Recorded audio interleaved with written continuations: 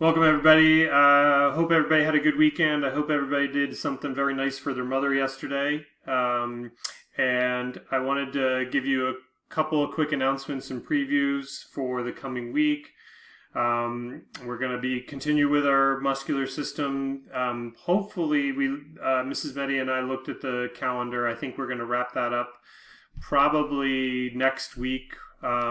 Maybe go a little bit after the Memorial Day break. Have time for two more very quick units, and then we're going to be near the end of the school year, and we're going to try to do a virtual dissection at the end of the year, so we're working on that as well.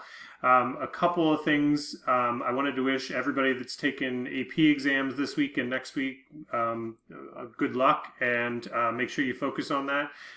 Mrs. Betty and I both tried to cut back a little bit this week, realizing that people needed to focus on their AP exams. And I also wanted to tell you that I shared a photo below this of our science wing right now. The picture that you see is actually our classroom, so it's kind of crazy. So good luck this week, and if you have any questions, give us an email, and thanks. Bye.